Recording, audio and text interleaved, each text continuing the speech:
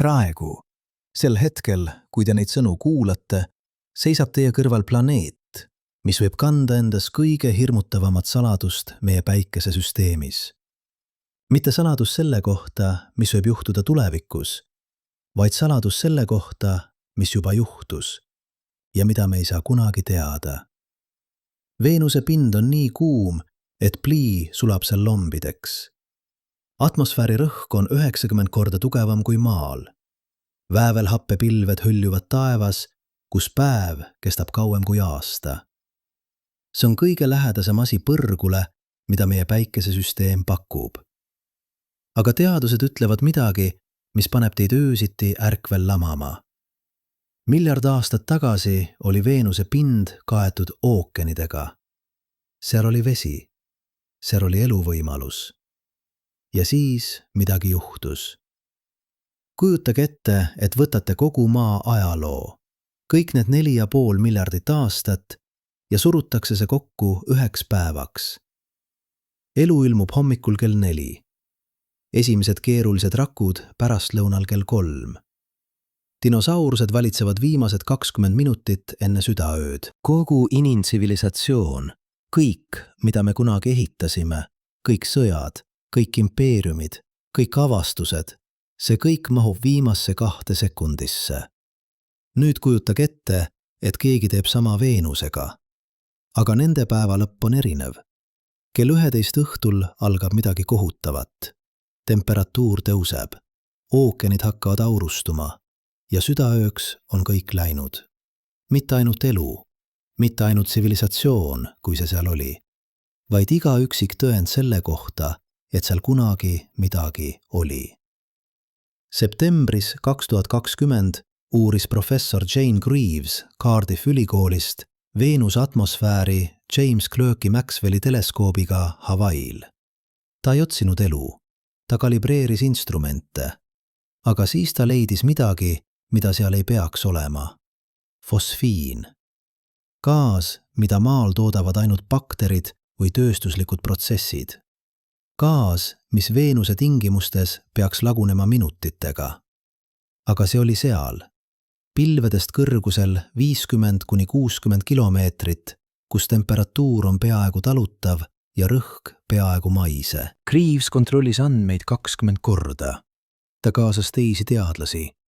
Nad kasutasid Atacama suurt millimeetrite ja millimeetrite aluste lainete massiivi Tšiilis. Tulemus oli sama. Fosfiin oli seal ja keegi ei tea kuidas. Aga see pole kõige hullem osa. Kõige hullem osa on see, mida me ei näe. Veenuse pind on geoloogiliselt noor. Ainult 500–700 miljonit aastat vana. See tähendab, et kogu planeet läbis globaalse ümberkujundamise. Vulkaanid katavad praegust Veenust.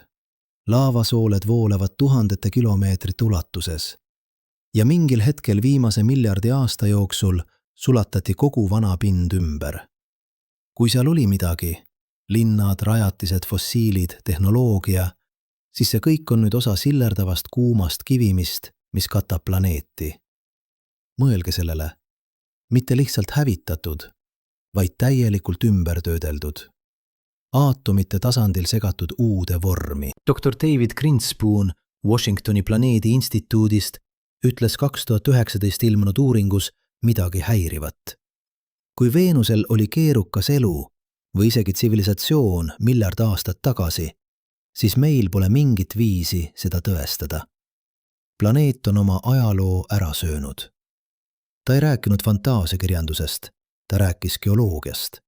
Faktist, et Veenuse pind on nii sageli üle sulanud, et iga kiht varasemat ajalugu on kadunud. Maal saame kaevata. Leiame fossiilid, mis on 500 miljonit aastat vanad. Leiame bakterite jäljed, mis on 3,5 miljardit aastat vanad. Aga Veenusel, seal pole midagi kaevatavat. Seal on ainult kuum, lame, lõputu tasandik, kus miski ei ela ja miski ei jää alles. Nüüd mõelge sellele teisiti, mitte kui kaotatud võimalusele, vaid kui hoiatusele. Veenuse ja Maa tekkisid samal ajal, samast materjalist, peaaegu sama suurusega. Nad olid kaksikud. aga üks kaksik sai paradiisi, teine sai põrgu. Ja vahe tekkis järk-järgult. Veenuse ookeanid ei kadunud üleöö. Esimesed miljonid aastad olid seal rannad, lained, võib-olla vihmad. Siis hakkas päike muutuma eredamaks. See on normaalne täheprotsess. Venuse, olles natuke lähemal, sai natuke rohkem soojust. Vesi hakkas aurustuma kiiremini. Veeaur on kasvuhoone gaas. See püüdis rohkem soojust kinni. Mis põhjustas rohkem aurustumist? Mis põhjustas rohkem soojust? Positiivne tagasiside tsükkel. Ja mingil hetkel ületas see pöördumatuse punkti. Teadlased nimetavad seda niiske kasvuhoone efektiks. Kui atmosfääris on liiga palju veeauru, ei saa planeet enam jahtuda. Soojus ei pääse kosmosesse. Temperatuur tõuseb ja tõuseb, kuni ookeanid keevad täielikult ära. Veeaur tõuseb ülemisse atmosfääri, kus ultraviolettkiirgus lõhub selle vesinikuks ja hapnikuks. Vesinik, olles kerge, põgeneb kosmosesse. Hapnik reageerib kivimitega ja planeet jääb kuivaks, igaveseks. See ei ole teooria. See on see, mis Venusega juhtus. Ja kõige kohutavam osa. Maa on täpselt piisavalt lähedal, et sama võiks juhtuda ka meiega, mitte homme. Aga kui me ei ole ettevaatlikud, siis võib-olla 1000 või 2000 aastat tulevikus. Aga tagasi Veenuse juurde. Tagasi selle juurde, mis seal võis olla enne katastroofi. Dr. Michael Way NASA Goddardi kosmoseuuringute instituudist lõi 2020 arvutisimulatsioonid, mis näitasid, Veenuse võis olla elamiskõlblik kuni 700 miljonit aastat tagasi. Mitte miljard, mitte 2 miljardit, vaid 700 miljonit. See tähendab, et kui seal oli elu, siis see võis eksisteerida 3 miljardit aastat. Maal kulus elul 3,5 miljardit aastat, et jõuda meiepärasest ühekordsetest rakkudest keerukate organismideni. Kui Veenusel oli sama palju aega, või isegi rohkem, siis mis takistas seal elu arengut? Mõned teadlased ütlevad, miski ei takistanud. Nad ütlevad, et kui vaatame Veenuse atmosfääri koostist, siis näeme anomaaliaid. Mitte ainult fosfiini, vaid ka teisi ühendeid, mis ei peaks seal olema. Väävelvesinik, ammooniak, gaasid, mis laguuneksid kiiresti, kui neid pidevalt ei toodeta. Ja ainus teadaolev viis nende tootmiseks sellistes tingimustes on bioloogiline. Kas see tähendab, et Veenuse pilvedest kõrgusel 50 kilomeetrit, kus temperatuur on 20 kraadi Celsiuse järgi ja rõhk on peaaegu maise, hõljuvad bakterid? Võib olla. Aga see tõstatab veel hullem küsimuse. Kui seal on bakterid nüüd, pärast katastroofi, siis mis seal oli enne? Kujutage ette seda stsenaari. 3 miljardit aastat tagasi on Veenusel ookeanid, mandrid, võib-olla isegi tektooniline aktiivsus, mis ringlusse toitaineid nagu maal. Elu tekib, esimesed rakud, siis fotosüntees. Hapnik hakkab kogunema atmosfääri. Elu muutub keerukamaks. Mitmerakkulised organismid, loomad, taimed ja siis võib-olla intelligentsus. Mitte inimtaoline, aga midagi. Midagi, mis ehitab. Midagi, mis mõtleb. Midagi, mis vaatab üle söö taevasse ja näeb maad, sinist täppi ja küsib, kas seal on keegi? Ja siis algab lõpp. Mitte äkki, vaid aeglaselt. Esimesed 100 aastad on lihtsalt natuke kuumemad suved. Siis hakkavad rannikualad üle ujutama, kuna ookeanid paisuvad. Siis hakkavad ookeanid aurustuma kiiremini, kui vihm saab neid täita. Järved kaavad, jõed kuivavad. Temperatuur tõuseb 5 kraadi võrra. Siis 10, siis 20. Ja mingil hetkel, võib-olla 100 aasta jooksul, võib-olla 1000, ületab planeet punkti, kus tagasiteed pole. Ookeanid keevad. Taevas muutub oranžiks veeaurust. Ja siis, kui veeaur on kadunud, jääb järele ainult süsinikdioksiid ja väävel. Atmosfäär muutub nii pakseks, et päikesevalgus ei jõua enam pinnani, aga soojus ei pääse välja ja temperatuur jätkab tõusu. Kui seal oli tsivilisatsioon, siis nad nägid seda tulevat. Nad pidid nägema. Nad mõõtsid temperatuure, nad nägid ookeanide taset langemas. Nad teadsid, et neil on aeg otsa saamas. Aga mida nad saaksid teha?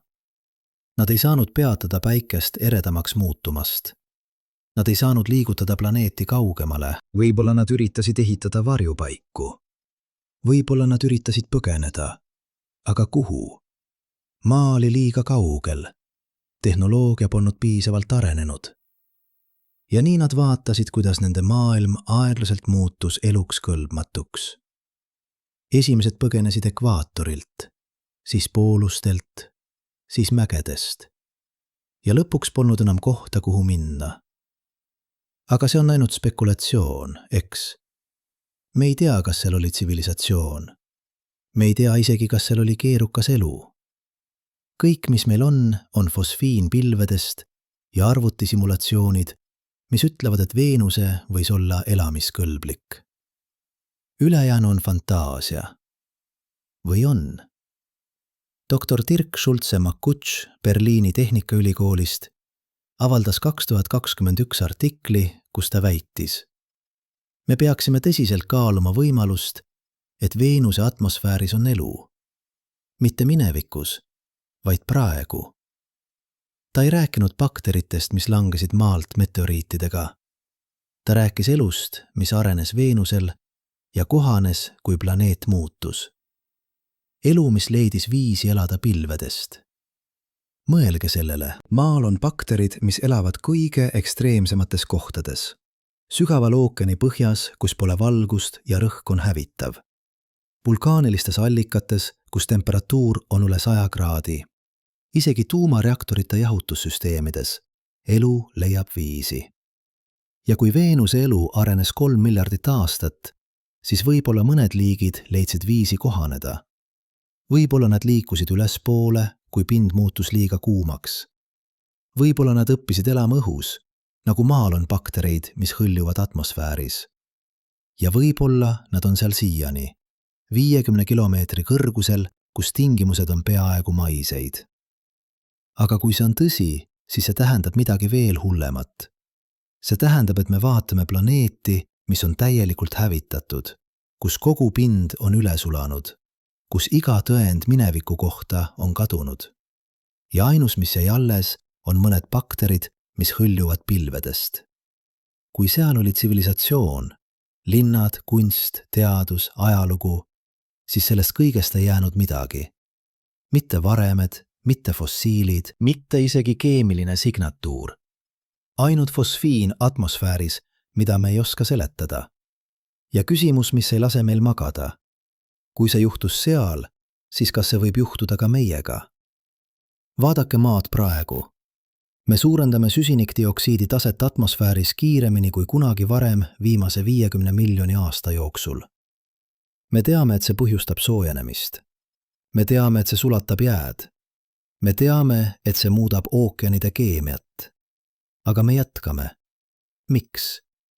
Sest me arvame, et meil on aega. Me arvame, et saame peatada, kui asi muutub tõsiseks. Aga Veenus õpetab meile midagi muud. See õpetab meile, et on olemas punkt, kus tagasiteed pole.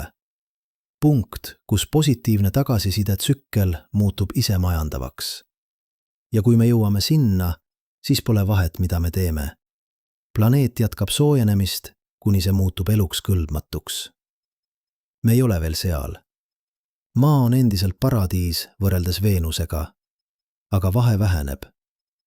Iga aasta lisame atmosfääri 37 miljardit tonni süsinikdioksiidi. Iga aasta kaotame jääd, mis peegeldab päikesevalgust tagasi kosmosesse.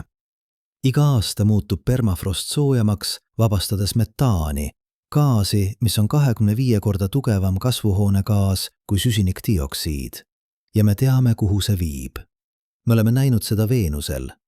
Me oleme näinud, mis juhtub, kui planeet ületab pöördumatuse punkti. Küsimus pole, kas see võib juhtuda. Küsimus on, kui kiiresti see juhtub, kui me ei peata. Aga tagasi Veenuse saladuse juurde. Tagasi küsimuse juurde, mis on veel hirmutavam kui meie enda tulevik. Mis oli seal enne? NASA plaanib saata Veenusele 2 missiooni järgmise 10 aasta jooksul. Da Vinci Plus laskub läbi atmosfääri, mõõtes gaase ja otsides elumarkereid. Veritas kaardistab pinna radariga, otsides geoloogilisi struktuure, mis võiksid viidata varasemale ookeanile. Euroopa Kosmoseagentuur plaanib Envision missiooni, mis uurib Veenuse geoloogiat veel detailsemalt. Aga isegi need missioonid ei suuda vastata põhiküsimusele. Kas seal oli tsivilisatsioon? Sest kui seal oli, siis kõik tõendid on kadunud. Mitte lihtsalt mattunud, mitte lihtsalt hävitatud, vaid täielikult ümber töödeldud. Kujutage ette, et võtate kõik, mis inimkond on kunagi ehitanud. Kõik hooned, kõik teed, kõik tehased, kõik raamatud, kõik arvutid ja sulatate selle kõik kokku üheks homogeenseks kivimassiks. Ja siis sulatate selle uuesti ja uuesti, 5 või 6 korda. Mis jääks alles? Miski. Mitte ühtegi molekuli, mis ütleks, siin oli intelligentsus. Mitte ühtegi struktuuri, mis eristuks looduslikust geoloogiast. Ainult sile, kuum, lõputu tasandik.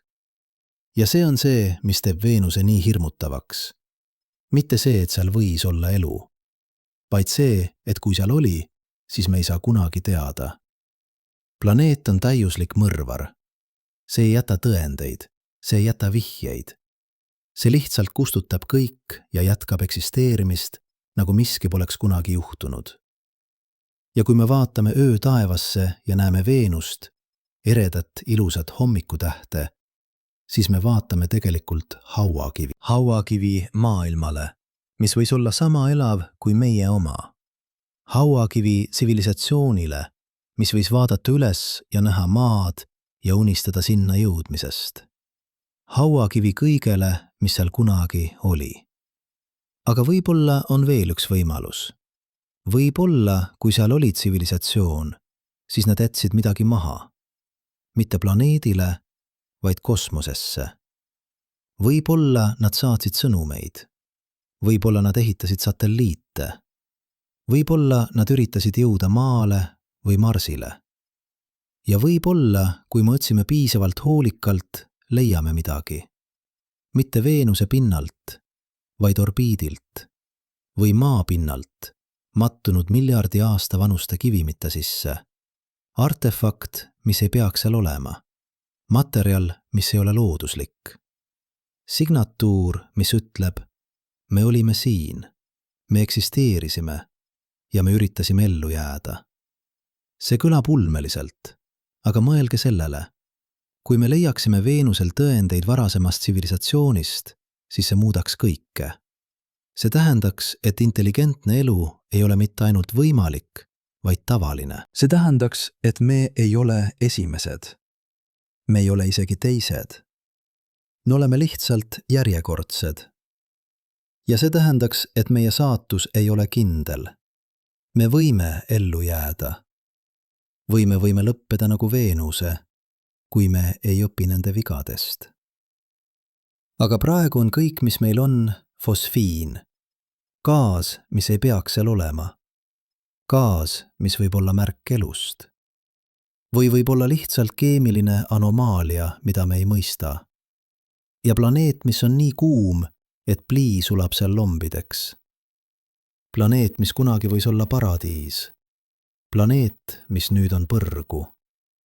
Ja küsimus, mis ei lase meil magada, mis juhtus seal ja kas see võib juhtuda ka meiega. Aga fosfiin on ainult algus. Ainult esimene vihje mõistatuses, mis muutub iga uue avastusega keerulisemaks. Detsembris 2022 avaldas rahvusvaheline teadlaste meeskond ajakirjas Nature Astronomy uuringu, mis analüüsis Veenuse atmosfääri spektrit 50 aasta jooksul. Nad ei otsinud fosfiini. Nad otsisid mustreid ja nad leidsid midagi, mis ei peaks seal olema. Tsüklilist varieeruvust gaasides, mis viitab tasakaalule. mitte kaosele, mitte juhuslikele keemilistele reaktsioonidele, vaid süsteemile, mis säilitab ennast. Maal on selline tsükliline varieeruvus normaalne. Suvel toodavad taimed hapnikku, talvel laguneb orgaaniline materjal ja toodab süsinikdioksiidi. Atmosfäär hingab koos biosfääriga. Aga Veenusel, seal ei peaks olema biosfääri. Seal ei peaks olema midagi, mis loob tsükleid. Ja siiski andmed näitavad. Väävelvesinikul on 37-päevane tsükkel. Ammooniakul on 50-päevane tsükkel. Fosfiinil on varieeruvus, mis korreleerub päikesevalguse intensiivsusega. Dr. Janusz Petkovski, Massachusetts Institute of Technology'st, üks uuringu autoritest ütles, quote 18. Kui see on keemia, siis see on kõige keerulisem atmosfääri keemia, mida me kunagi oleme näinud. Kui see on bioloogia, siis see on kõige vastupidavam elu, mida me kunagi oleme kohanud. Quote 9. Aga kuidas saaks elu eksisteerida Veenuse pilvedest? Kuidas saaks miski elada keskkonnas, kus õhk on peaaegu puhas väävelhape? Vastus peitub Maa enda ajaloos. 3 miljardit aastat tagasi oli Maa atmosfäär mürgine. Hapnikku polnud. Metaan ja süsinikdioksiid domineerisid. Ja siiski, elu mitte ainult ei eksisteerinud, see õitses. Bakterid, mida me nimetame ekstremofiilseks, elasid kohtades, kus temperatuur oli üle 100 kraadi, kus rõhk oli hävitav, kus keemia oli surmav. Nad ei lihtsalt elanud üle, nad arenenud, nad muutusid. Ja mõned neist bakteritest on siiani olemas, elades kohtades, kus miski muu ei saa eksisteerida. Nüüd võtke see kontseptsioon ja viige see Veenusele. Kujutage ette, et 3 miljardit aastat tagasi, kui Veenusel olid ookeanid, tekkis seal elu. Lihtsad rakud esialgu. Aga siis, kui planeet hakkas soojenema, hakkas elu kohanema. Esimesed miljonid aastad olid lihtsalt natuke kuumemad. Bakterid, mis eelistasid soojemaid vesi, said eelise. Nad paljunesid, nad domineerisid. Siis, kui ookeanid hakkasid aurustuma, tekkis uus keskkond. Õhus hõljuvad veetilgad. Ja mõned bakterid leidsid viisi seal elada. Nad muutusid kergemaks. Nad arenenud mehhanisme, mis võimandasid neil püsida õhus. Ja kui ookeanid lõpuks täielikult aurustusid, jäid alles ainult need, kes oskasid elada pilvedest. See pole fantaasia, see on evolutsioon. Ja meil on tõendeid, et see toimib. Maal on baktereid, mis elavad atmosfääris kuni 10 kilomeetri kõrgusel. Nad ei lange alla. Nad hõljuvad, kasutades õhuvoolusid. Nad paljunevad, nad moodustavad kolooniaid tilkade sees. Ja kui tingimused muutuvad liiga karmiks, lähevad nad uinumisseisundisse, kus nad võivad ellu jääda aastaid või isegi aastakümneid.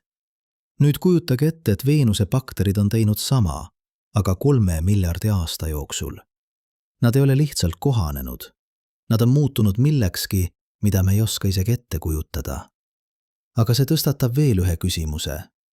Kui Veenuse pilvedest on bakterid, kes kohanesid, kui planeet muutus eluks kõlbmatuks, siis mis oli seal enne? Mis oli seal, kui tingimused olid ideaalsed? Dr. Stephen Kane California ülikoolis Riverside'is lõi 2023 kõige detailsema mudeli Veenuse kliimaajaloost. Ta ei kasutanud lihtsalt arvutisimulatsioonid. Ta kasutas andmeid Magellan missioonist, mis kaardistas Veenuse pinna 90-ndatel. Andmeid Venus Express missioonist, mis uuris atmosfääri 2006 kuni 2024 ja andmeid Akatsuki missioonist, mis orbiidil praegu. Ta kombineeris need andmed mudelitega, mis kirjeldavad, kuidas planeedid kaotavad vett, kuidas atmosfäärid arenevad, kuidas kasvuhooneefekt võimendub. Ja tema tulemused olid häirivad. Kane leidis, et Veenuse ei kaotanud oma ookeane järk-järgult. See juhtus kiiresti, väga kiiresti. Tema mudel näitas, et kui planeet ületas teatud temperatuuri läve, umbes 50 kraadid Celsiuse keskmiselt, siis positiivne tagasiside tsükkel muutus eksponentsiaalseks. Esimesed 100 aastat kadus 10% veest, järgmised 100 aastat kadus 30% ja siis viimase 100 aasta jooksul kadus ülejäänud 60%. Kokku 300 aastat, mitte miljonid aastad, mitte isegi tuhanded. 300 aastat sellest hetkest, kui planeet ületas pöördumatuse punkti, kuni hetkeni, kui viimane tilk vett oli kadunud. Mõelge sellele inimlikust perspektiivist. 300 aastat on 10 põlvkonda.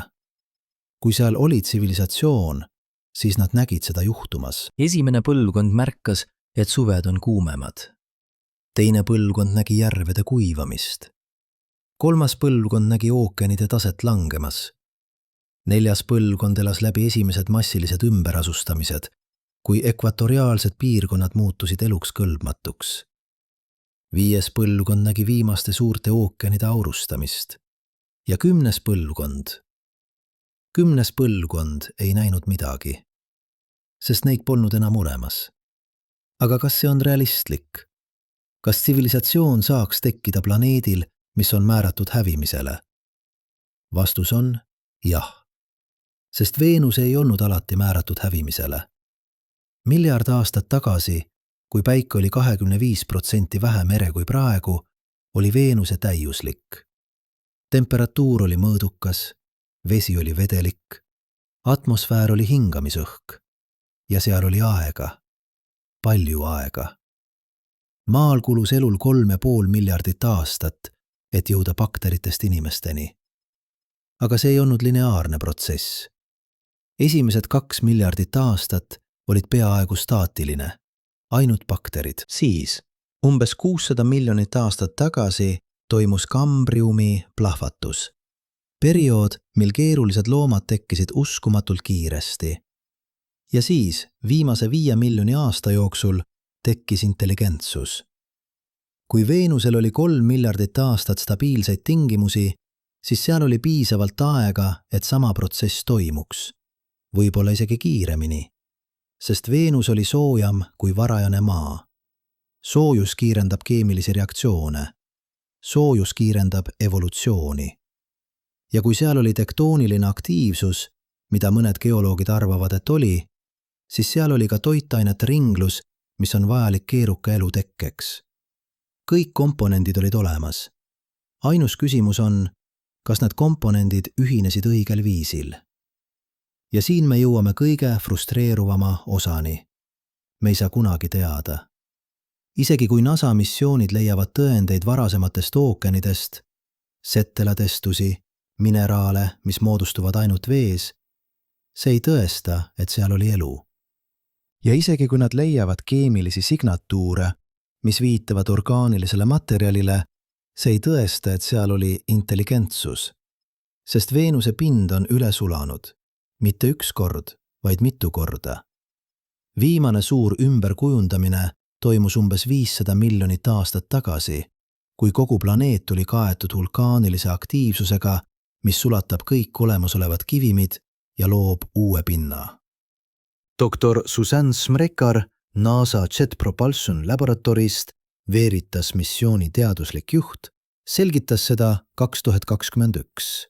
Quote: 22. Kui me vaatame Veenuse pinda, siis me näeme planeeti, mis on geoloogiliselt noor. Seal on vähe kraatrid, mis tähendab, et pind on hiljuti ümber kujundatud. Aga hiljuti geoloogilises mõttes tähendab 500 miljonit aastat. See on piisavalt kaua, et kustutada iga tõend varasemast elust. Ta lisas midagi, mis paneb teid külmaks jooksma. Kui maa läbiks sama protsessi, kui kogu meie pind sulataks üle, siis 500 miljoni aasta pärast ei oleks mingit tõendit, et me kunagi eksisteerisime. Mitte fossiilid, mitte hooned, mitte isegi keemiline signatuur. Kõik oleks kadunud. Quote 25. Aga vulkaanid ei ole ainus hävitaja. Veenuse atmosfäär on veel hullem. Rõhk pinna lähedal on 90 baari, sama palju kui ookeani põhjas 9 kilomeetri sügavusel maal. temperatuur on 470 kraadi Celsiuse järgi. Piisavalt kuum, et sulatada plii, tsinki ja tina. Ja õhk on peaaegu puhas süsinikdioksiid, segatud väävelhappega. Kui seal oleks rajatis, ehitatud kõige vastupidavamast materjalist, mida me teame, see laguneks päevadega. Mitte aastatega, päevadega. Metall oksüdeeruks, kivi laguneks.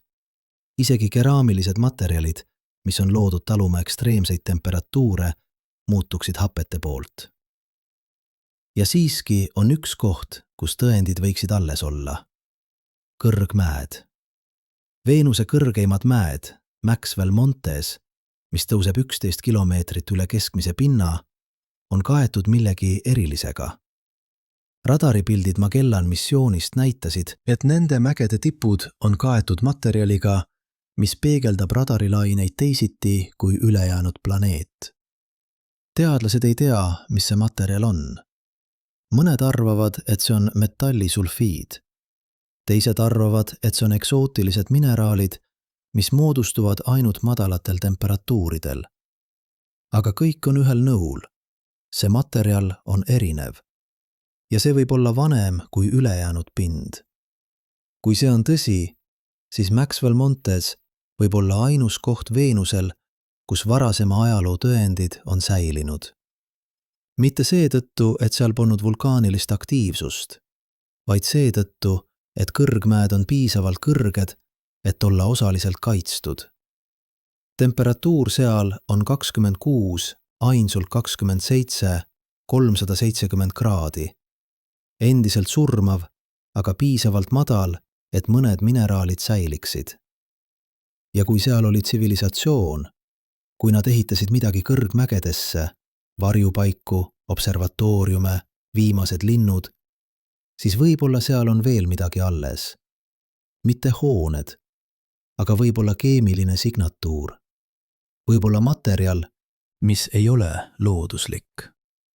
Veritas missioon, mis on planeeritud käivitada 2000 rinta, kaardistab Veenuse pinna resolutsiooniga, mis on 10 korda parem kui Magellan. See suudab näha objekte, mis on 30 meetrit läbimõõduga. See suudab analüüsida mineraalset koostist ja see suudab otsida anomaaliaid, kohti, kus geoloogia ei ole see, mis peaks olema. Aga isegi see ei pruugi piisata, sest kui seal oli tsivilisatsioon 500 miljonit aastat tagasi, siis isegi kõrgmäed on läbinud piisavalt erosiooni ja keemilist muutumist, et kustutada kõik peale kõige vastupidavamate struktuuride.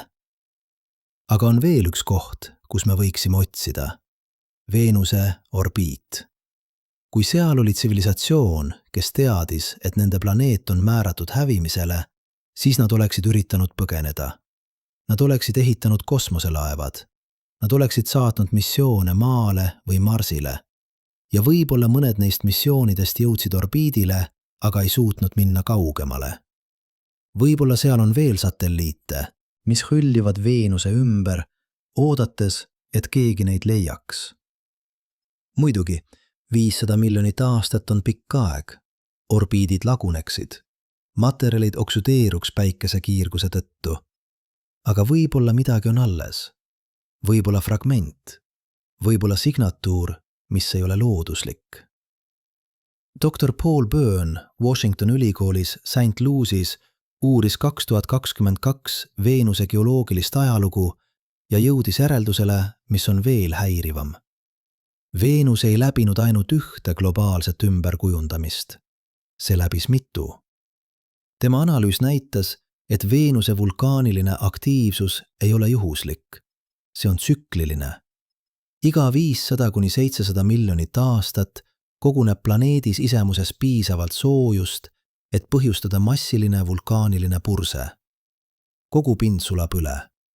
Uued mäed tekivad, vanad struktuurid kaovad ja siis planeet rahuneb järgmiseks 500 miljoniks aastaks. See tähendab, et kui Veenus oli elamiskõlblik miljard aastat tagasi, siis sellest ajast on olnud 2 täielikku ümberkujundamist. Esimene toimus umbes 1–700 miljonit aastat tagasi. teine toimus 500 miljonit aastat tagasi. Ja kui seal oli elu või isegi tsivilisatsioon esimese ümberkujundamise ajal, siis kõik tõendid kustutati teise ümberkujundamise ajal. See on nagu kirjutada raamat, siis põletada see, siis kirjutada uus raamat samale paberile, siis põletada see ka. Lõpuks ei jää alles mitte midagi esimesest raamatust. Aga fosfiin ei kao. Fosfiin on gaas, mis eksisteerib atmosfääris, mitte pinnal.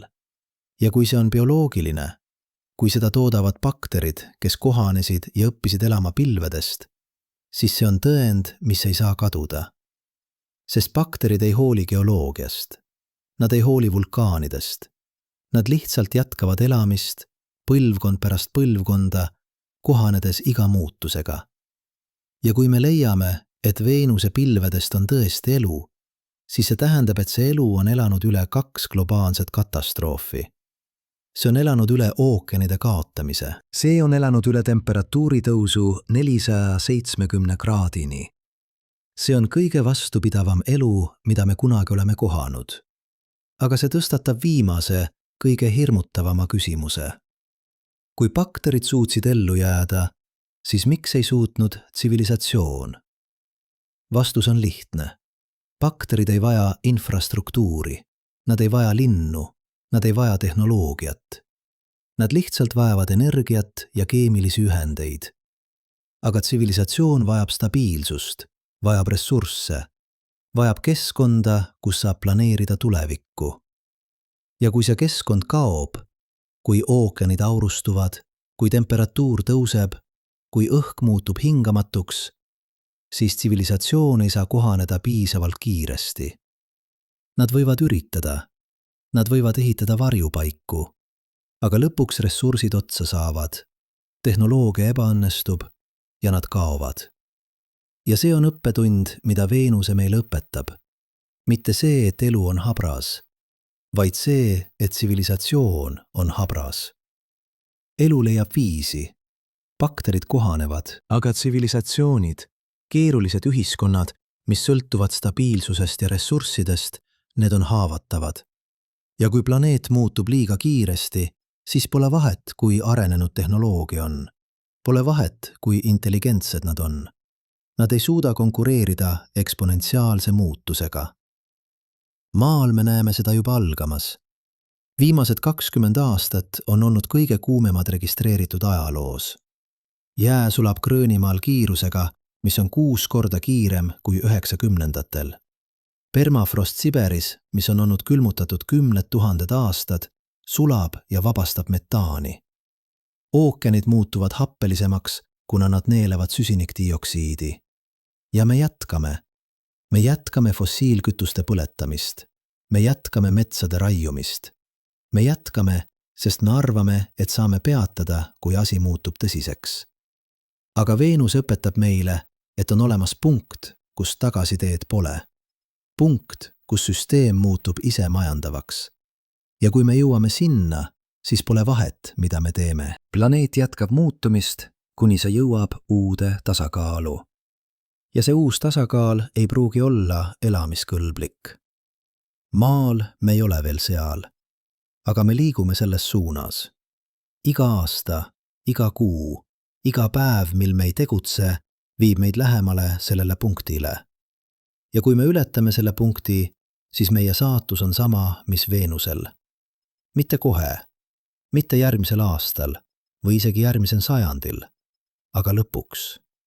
Temperatuur tõuseb, ookeanid hakkavad aurustuma, positiivne tagasiside-tsükkel algab ja mingil hetkel, võib-olla 1000 aasta pärast, võib-olla 10 000, maa muutub teiseks Veenuseks.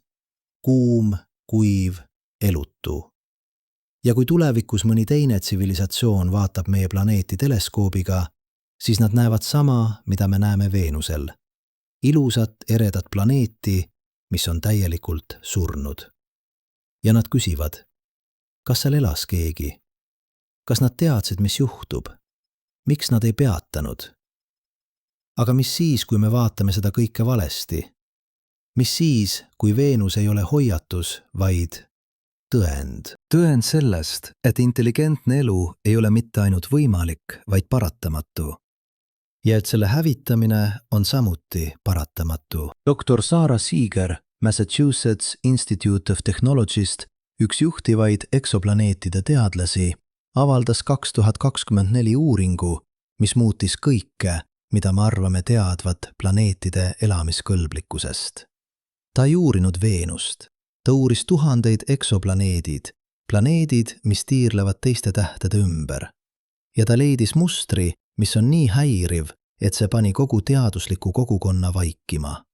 Planeedid, mis on sarnased Veenusega, kuumad, tihed atmosfäärid, kõrge süsinikdioksiidi tase, on uskumatult tavalised. Tegelikult on neid rohkem kui Maa sarnaseid planeedid, palju rohkem. Tema andmed näitasid, umbes 40% kõigist kivipinnaga planeetidest, mis asuvad oma tähe elamiskõlblikust tsoonis, lõpetavad Veenuse sarnase seisundina. Mitte seetõttu, et nad tekkisid valesti, vaid seetõttu, et nad läbisid transformatsiooni. Nad alustasid kui Maa-sarnased maailmad, vesi, mõõdukas kliima, stabiilne atmosfäär. Aga siis midagi juhtus. Päike muutus eredamaks või planeet kaotas oma magnetvälja või vulkaaniline aktiivsus vabastas liiga palju gaase ja positiivne tagasiside tsükkel algas. Seeger nimetas seda Veenuse lõksuks. Paratamatu protsess, mis muudab elamiskõlblikud planeedid põrguks. Mõelge, mida see tähendab. Kui 40% kõigist potentsiaalselt elamiskõlblikest planeetidest lõpetavad kui Veenused, siis see tähendab, et galaktikas on miljardeid planeedid, mis kunagi olid paradiisid ja nüüd on hauad. Miljardeid maailmu, kus võis tekkida elu, kus võis areneda intelligentsus, kus võis ehitada tsivilisatsioone ja kõik need tsivilisatsioonid, kui nad eksisteerisid, vaatasid, kuidas nende maailmad aeglaselt muutusid eluks kõlbmatuks. Mõned võib-olla põgenesid, aga enamik lihtsalt kadus. Ja see toob meid tagasi Veenuse juurde, tagasi küsimuse juurde, mis ei ole enam quote 32, quote. Kas seal oli keegi? Quote 33, quote. Vaid mitu korda seal oli keegi. Sest kui Veenuse läbis mitu globaalset ümberkujundamist, kui planeet sulatab oma pinna üle iga 500 miljonit aastat, siis iga tsükkel on uus võimalus, uus algus. Pärast esimest ümberkujundamist miljard aastat tagasi võis planeet jahtuda. Vesi võis kondenseeruda uuesti. Elu võis tekkida uuesti. Ja siis, 500 miljonit aastat hiljem, toimus teine ümberkujundamine. Ja kõik kustutati uuesti. Dr. Michael Way NASA Goddardi kosmoseuuringute instituudist lõi 2025 simulatsiooni, mis modelleeris seda tsüklit. Ta ei eeldanud, et Veenuse oli elamiskõlblik ainult üks kord. Ta eeldas, et see võis olla elamiskõlblik mitu korda. Iga kord pärast globaalset ümberkujundamist, kui planeet jahtus piisavalt, et vesi kondenseeruks. Ja tema tulemused olid šokeerivad. Mudel näitas, et Veenuse võis olla elamiskõlblik vähemalt 3 eraldi perioodi jooksul. 3 miljardit kuni 2,5 miljardit aastat tagasi, 2 miljardit kuni 1,5 miljardit aastat tagasi ja 1 miljard kuni 700 miljonit aastat tagasi. Iga periood kestis 100 miljoneid aastaid. Piisavalt kaua, et elu tekiks, piisavalt kaua, et see areneks ja piisavalt kaua, et see võib-olla muutuks intelligentseks. Aga siis iga kord, iga üksik kord, planeet läbis katastroofi, mis kustutab kõik. Ja kui järgmine elamiskõlblik periood algas kõik nullist. Uued ookeanid, uus elu, uus võimalus ja uus hävitamine. See on nagu vaadata filmi, mis kordub lõputult, aga iga kord natuke teisiti. Esimene tsükkel. Bakterid tekivad, arenevad, kohanevad. Siis planeet sulab üle.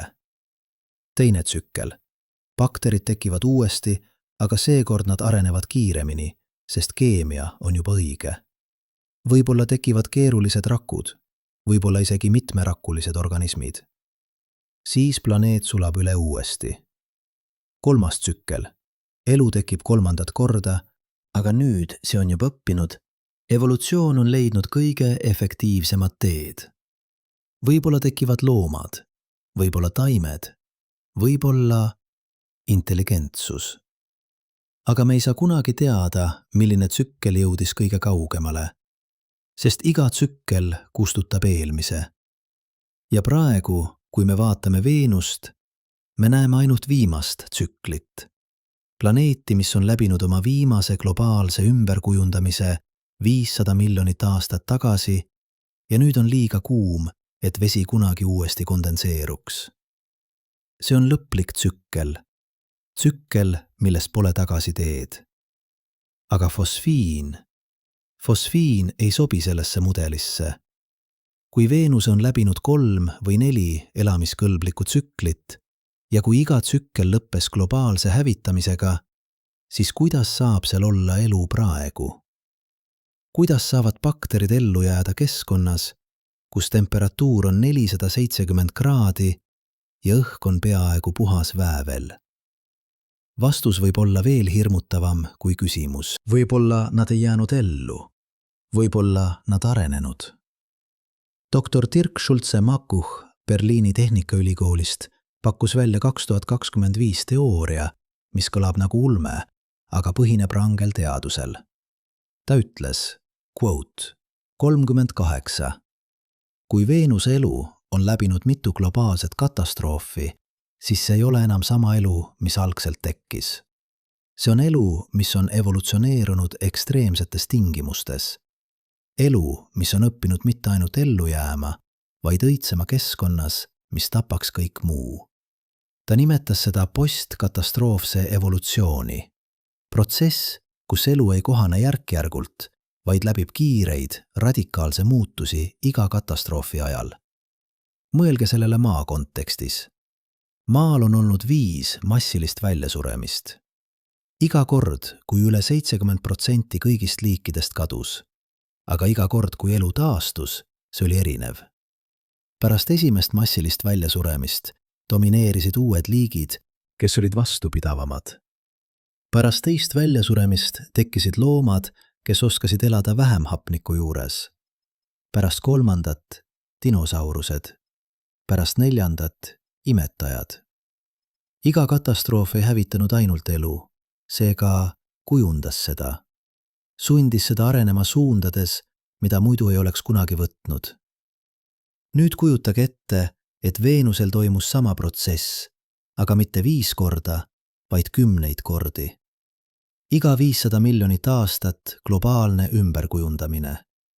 Iga kord elu, mis taastub, aga natuke teisiti, natuke vastupidavam, natuke paremini kohanenud ekstreemsete tingimustega.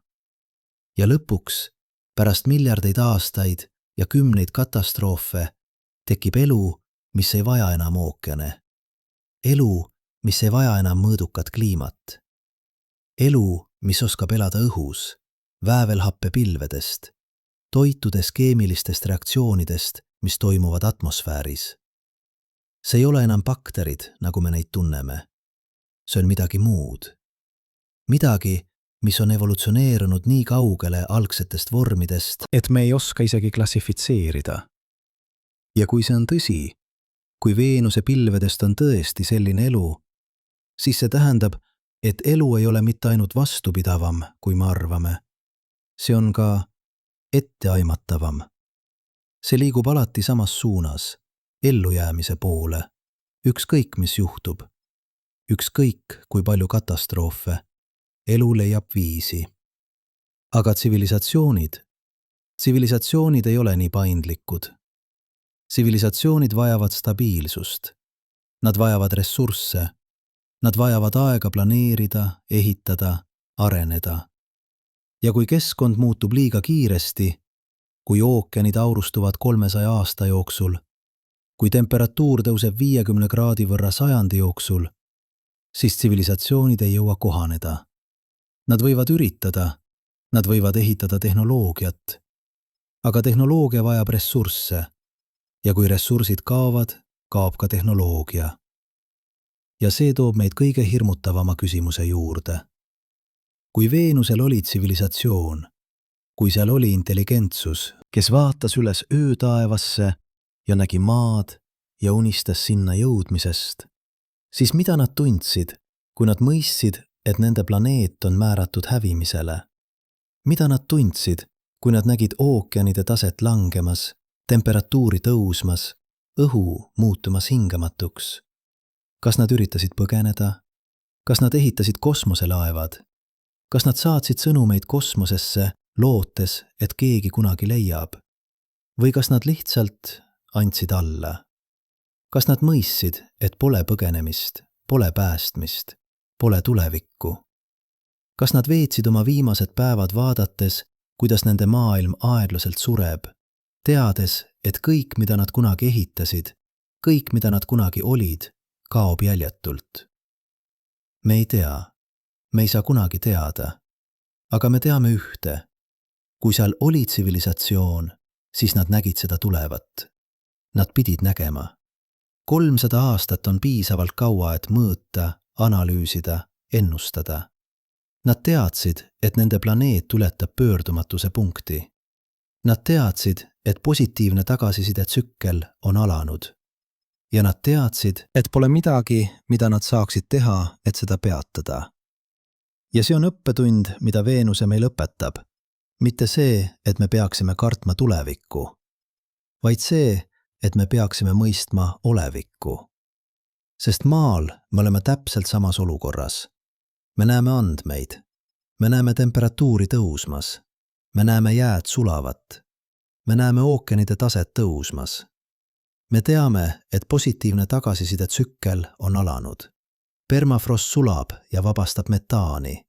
Metaan soojeneb atmosfääri. Soojenenud atmosfäär sulatab rohkem permafrost. Tsükkel on alanud.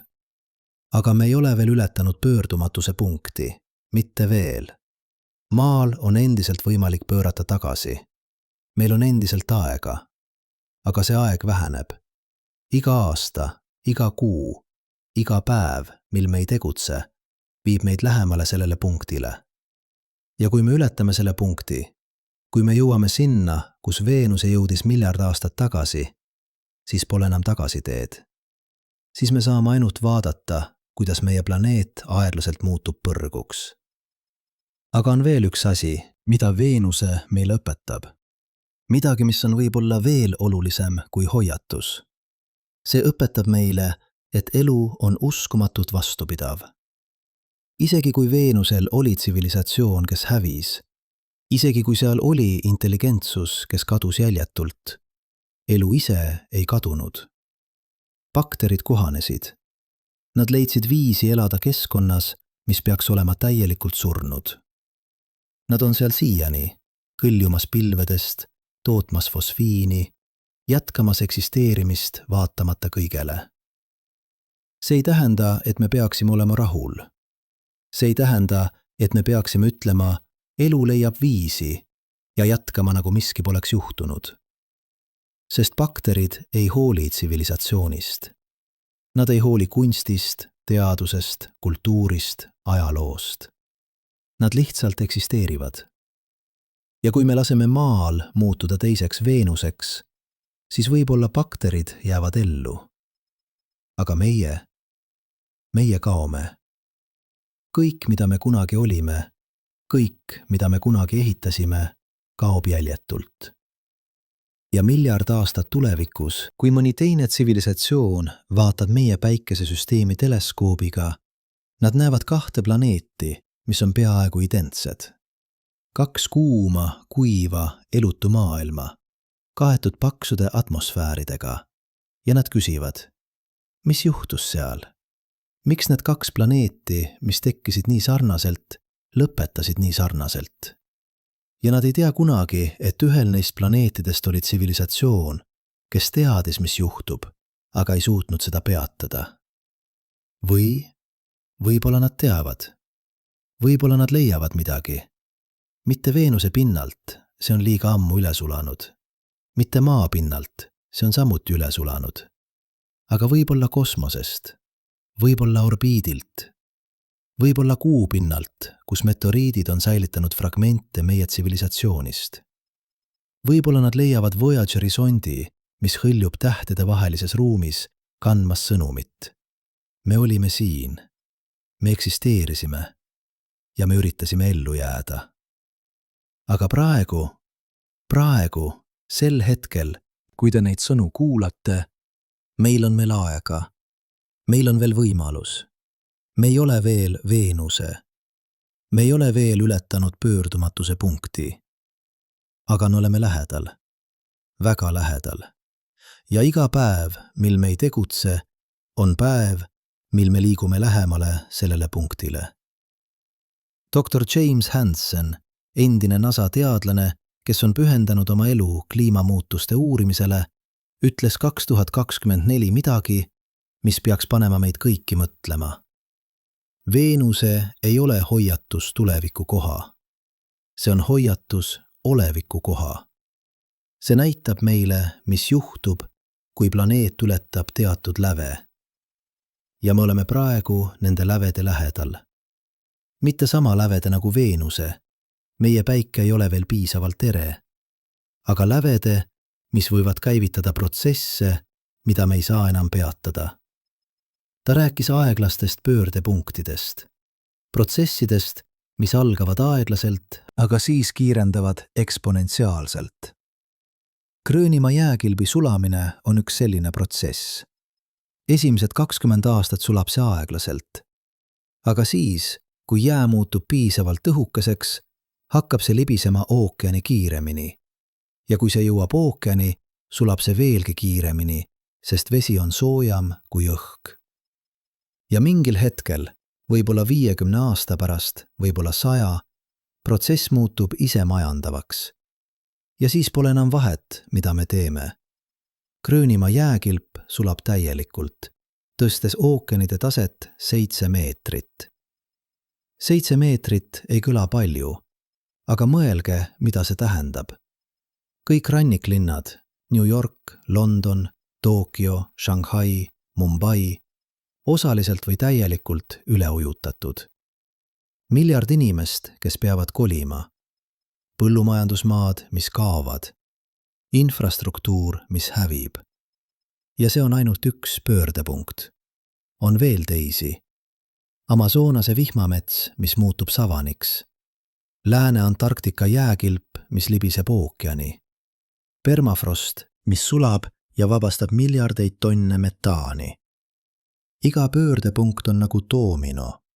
Kui üks kukub, see käivitab järgmise. Ja kui piisavalt palju doomino on kukkunud, siis süsteem muutub isemajandavaks. Ja siis me ei ole enam kontrolli all. Siis me saame ainult vaadata, kuidas planeet muutub. Mitte Veenuseks, mitte veel, mitte meie eluajal, mitte isegi meie lastelaste eluajal, aga suunas, mis viib lõpuks sinna. Ja see on kõige hirmutavam osa. Mitte see, et me ei tea, mis juhtub, vaid see, et me teame täpselt, mis juhtub.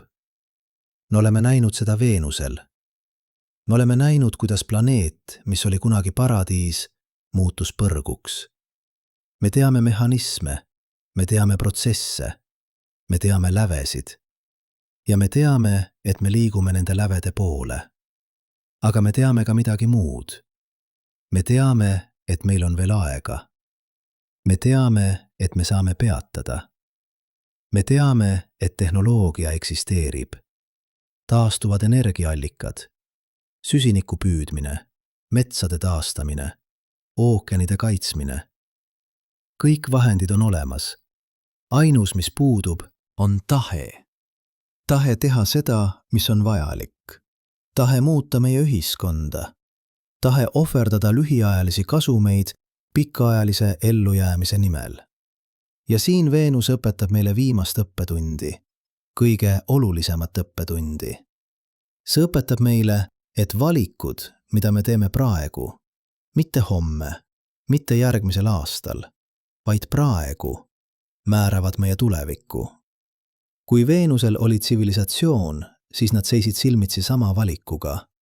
Nad nägid andmeid, nad teadsid, mis juhtub, ja nad valisid, me ei tea, mida nad valisid.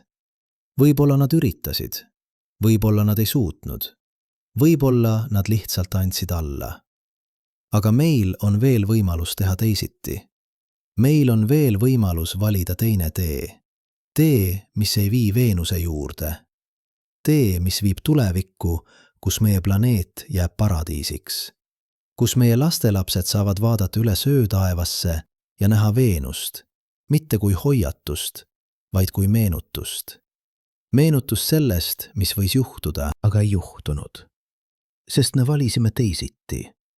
Aga see valik peab tulema nüüd, mitte tulevikus, nüüd. Sest iga päev, mil me viivitame, on päev, mil me liigume lähemale pöördumatuse punktile.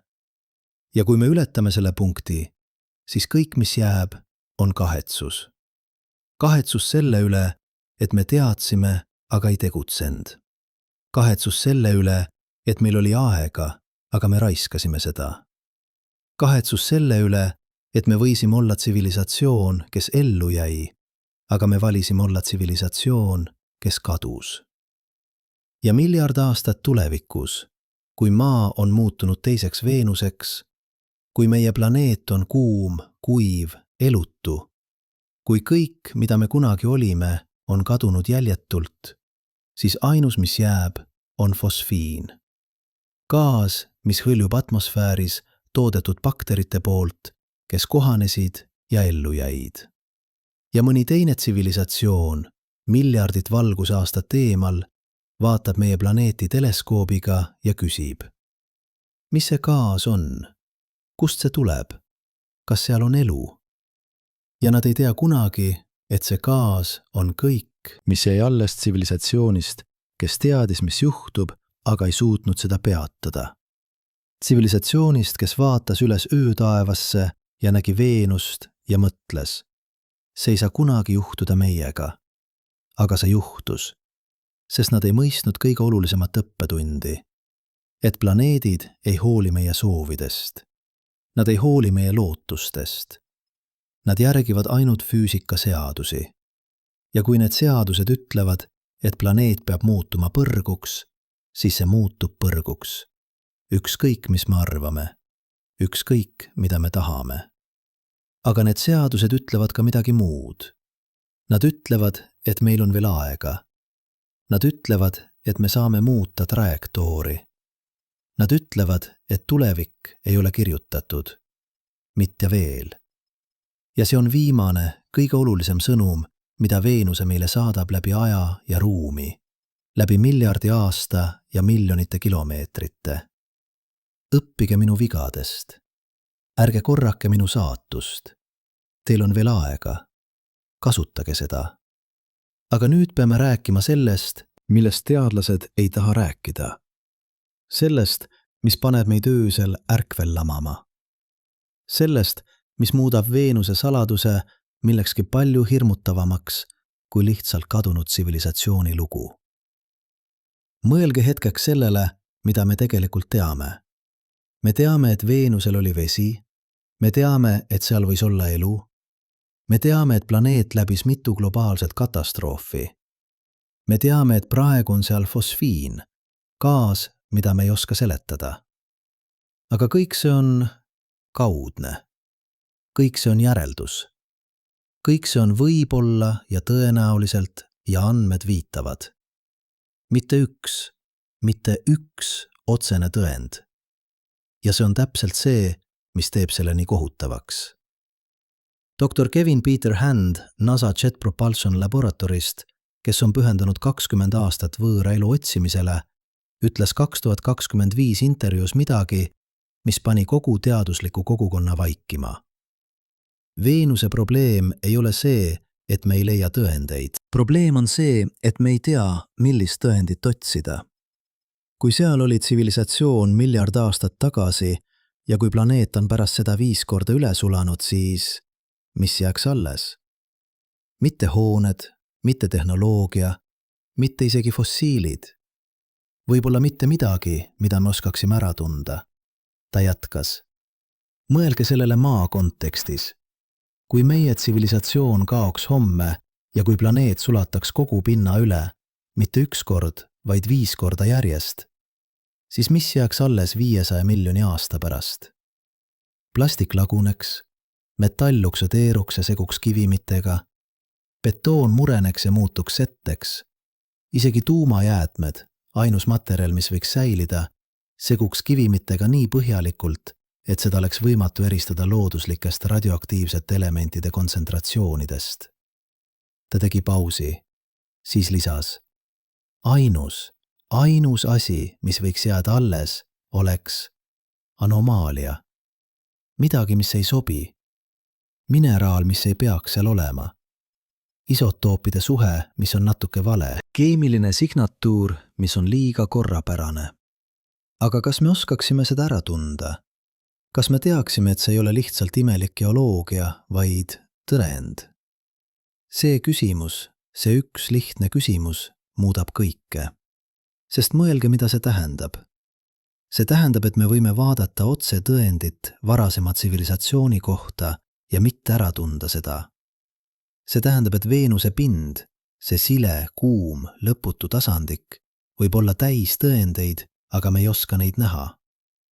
See tähendab, et iga kord, kui me ütleme, seal ei ole midagi, me tegelikult ütleme, me ei oska midagi leida. Ja see ei ole ainult Veenuse probleem, see on universaalne probleem. Dr. Gavin Schmidt NASA Goddardi kosmoseuuringute instituudist avaldas 2022 uuringu, mis sai nime Siluuri hüpotees. Viide Briti telesarjale, kus intelligentsed roomajad väitsid, et nad valitsesid maad enne inimesi. Aga Schmidt ei rääkinud ulmekirjandusest. Ta rääkis tõsisest teaduslikust küsimusest. Kui maal oli teine tsivilisatsioon, mitte tuhandeid aastaid tagasi, vaid miljoneid või miljardeid aastaid tagasi, kas me oskaksime seda tõestada? Tema vastus oli häiriv. Tõenäoliselt mitte. Ta selgitas. Geoloogiline salvestus on uskumatult ebatäielik. Me leiame fossiilid ainult siis, kui tingimused on täiuslikud. Kui organism sureb õiges kohas, õigel ajal, õigetes tingimustes. Enamik organismidest ei jäta kunagi fossiili. Ja tsivilisatsioonid? Tsivilisatsioonid on veel hapramad.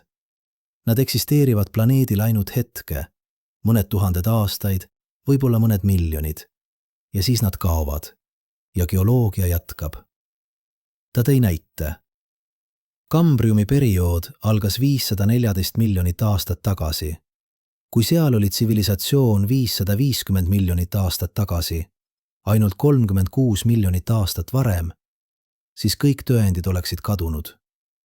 Mitte seetõttu, et planeet sulataks üle, vaid lihtsalt seetõttu, et tektooniline aktiivsus, erosioon, settekivimite moodustumine, kõik need protsessid kustutavad ajaloo. Aeglaselt, põhjalikult, vältamatult. Ja siis ta küsis küsimuse, mis paneb teid külmaks jooksma. Kui me ei oska leida tõendeid varasemast tsivilisatsioonist oma planeedil, kus me saame kaevata, analüüsida, uurida, siis kuidas me saame loota leida tõendeid teisel planeedil, kus me ei saa isegi maanduda? See on Veenuse saladuse tuum. Mitte see, et seal võis olla tsivilisatsioon, vaid see, et me ei saa kunagi teada, isegi kui seal oli. Isegi kui nad ehitasid linnu, lõid kunsti, arendasid teadust. Isegi kui nad vaatasid üles öötaevasse ja nägid maad ja unistasid sinna jõudmisest. Kõik see on kadunud nii põhjalikult, et me ei oska isegi otsida. Aga on üks asi, mida me saame otsida. Üks asi, mis ei kao. Üks asi, mis jääb alles isegi siis, kui kõik muu on kadunud. Küsimus, mitte vastus.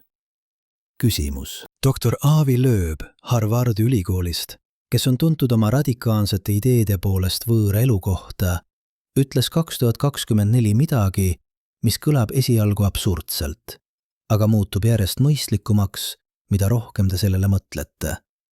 Kui me ei leia otseseid tõendeid, siis peame otsima kaudseid tõendeid. Mitte seda, mis on seal, vaid seda, mis ei ole seal. Mitte seda, mis on valesti, vaid seda, mis on liiga õige. Ta selgitas. looduslikud protsessid on kaootilised. Nad loovad mustreid, jah, aga need mustrid on alati ebatäiuslikud, alati natuke juhuslikud. Aga intelligentsus loob mustreid, mis on liiga korrapärased, liiga sümmeetrilised, liiga kavandatud. Ja kui me leiame selliseid mustreid kohas, kus neid ei peaks olema, siis see on küsimus, mitte tõend, aga küsimus, mis väärib uurimist. Ja Veenusel on selliseid küsimusi, palju küsimusi. Esiteks, fosfiin. Me oleme rääkinud sellest palju, aga mõelge veel kord, kui imelik see on. Gaas, mis ei peaks seal olema. Gaas, mis peaks lagunema minutitega. Gaas, mis on seal siiski, pidevalt, tsükliliselt. Ja me ei tea, kus see tuleb. Me oleme välja pakkunud 10 teooriaid. Vulkaanid, välgud, keemilised reaktsioonid, aga mitte üks neist ei seleta andmeid täielikult. Mitte üks. Teiseks, Maxwell-Montes. Kõrgeimad mäed Veenusel, kaetud materjaliga, mis ei ole nagu ülejäänud planeet. Materjal, mis peegeldab radarilaineid teisiti. Materjal, mida me ei oska identifitseerida. Ja me ei tea, miks see on ainult seal. Miks ainult kõrgeimatel mägedel? Miks mitte kusagil mujal? Kolmandaks, atmosfääritsüklid. Väävelvesinik, ammooniak, fosfiin. Kõik need gaasid näitavad tsüklilist varieeruvust, mis korreleerub päikesevalgusega. Nagu midagi kasutaks päikesevalgust. Nagu midagi toodaks neid gaase päeval ja tarbiks öösel. Nagu fotosüntees. Aga see ei saa olla fotosüntees. Või saab? Neljandaks, pinna vanus. Veenuse pind on imelikult ühtlaselt vana. Peaaegu kõik, 95%, on 500–700 miljonit aastat vana. Nagu kogu planeet läbis globaalse ümberkujundamise täpselt samal ajal. Aga miks? Mis käivitas selle? Ja miks see juhtus nii sünkroonselt? Igaüks neist küsimustest võib olla lihtsalt imelik geoloogia. Igaüks võib olla lihtsalt juhus. Aga kõik koos nad moodustavad mustri, mitte tõendit, aga mustri, mis ütleb, midagi ei ole õige, midagi ei sobi, midagi puudub. Ja see midagi võib olla vastus küsimusele, mida me ei julge valjusti küsida. Kas Veenusel oli tsivilisatsioon? Aga siin tuleb kõige raskem osa. Osa, mis paneb teadlased ütlema, ma ei tea. 3 kõige raskemat sõna teaduses. Sest isegi kui me leiame anomaalia, isegi kui Veritas missioon leiab Maxwell-Montesest midagi, mis ei ole looduslik, isegi kui Da Vinci pluss leiab atmosfäärist molekule, mis ei peaks seal olema, isegi kui me leiame midagi, mis näeb välja nagu tõend, me ei saa kunagi olla kindlad. Kunagi.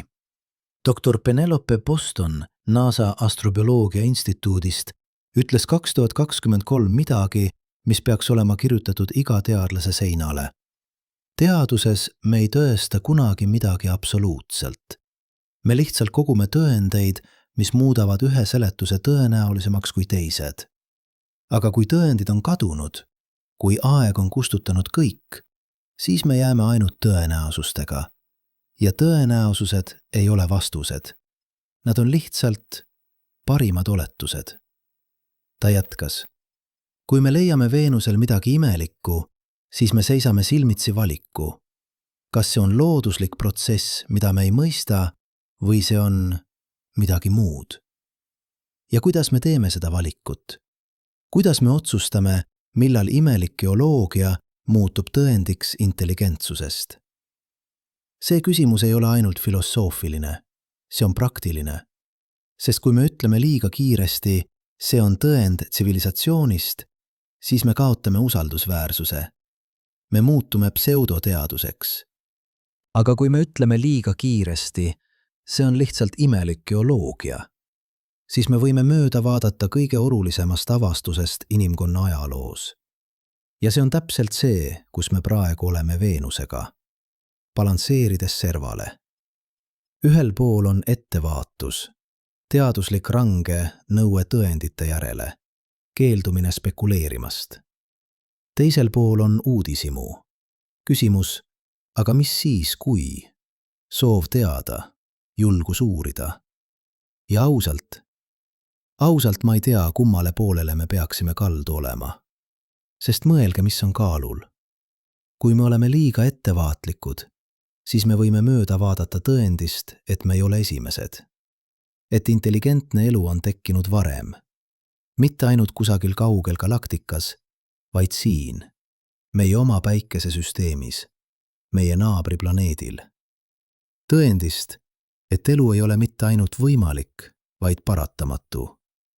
Tõendist, et universum on täis tsivilisatsioone, kes tekkisid, õitsesid ja kadusid, jättes järele ainult küsimusi. Aga kui me oleme liiga julgud, siis me võime näha mustreid, kus need ei ole. Me võime tõlgendada looduslikke protsesse kui intelligentsust. Me võime muuta teaduse uskumuseks.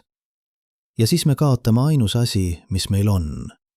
Võime eristada tõde fantaasiast. See on Veenuse saladuse tõeline kulminatsioon. Mitte küsimus, kas seal oli keegi, vaid küsimus, kuidas me saame teada.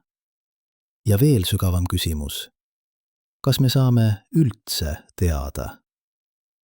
Doktor Sara Seeger, kes on pühendanud oma karjääri eksoplaneetide uurimisele, ütles 2025 midagi, mis võtab kokku kogu selle dilemma. Veenuse on peegel.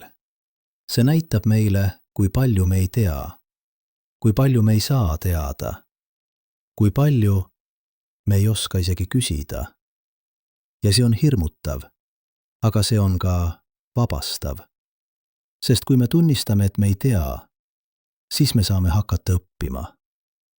Ta selgitas. Sajandeid me arvasime, et Maa on universumi keskpunkt. Siis me õppisime, et see ei ole. Sajandeid me arvasime, et meie päikesesüsteem on ainulaadne. Siis me õppisime, et see ei ole. Sajandeid me arvasime, et elu on haruldane. Nüüd me õpime, et see võib olla tavaline. Ja võib-olla me õpime, et intelligentsus on samuti tavaline. Et tsivilisatsioonid tekkivad, õitsevad ja kaovad kogu universumis. Et me ei ole esimesed. Me ei ole isegi tuhanded. Me oleme lihtsalt järjekordsed. Aga see tõstatab viimase, kõige hirmutavama küsimuse. Kui tsivilisatsioonid on tavalised, siis miks me ei näe neid? Miks on universum nii vaikne? Miks pole raadiosignaale, megastruktuure, tõendeid? Kus on kõik? Ja Veenuse pakub vastuse. Kohutava vastuse. Võib-olla nad on seal. Võib-olla nad olid seal. Aga nad kadusid. Mitte seetõttu, et nad hävitasid ennast sõdades või tehnoloogilises katastroofi, vaid lihtsalt seetõttu, et planeedid muutuvad. Tähed muutuvad eredamaks. Kliimasüsteemid ületavad pöördepunkte. Ja tsivilisatsioonid, ükskõik kui arenenud, ei saa võidelda füüsikaseaduste vastu. See on suur filter. Kontseptsioon, mis ütleb, et kusagil teel primitiivsest elust galaktikaid hõlmavate tsivilisatsioonideni on filter. Etapp, mida enamik tsivilisatsioone ei ületa. Ja võib-olla see filter ei ole tehnoloogiline. Võib-olla see on planetaarne. Võib-olla enamik tsivilisatsioone kaob lihtsalt seetõttu, et nende planeedid muutuvad eluks kõlbmatuks enne, kui nad jõuavad piisavalt kaugele, et põgeneda.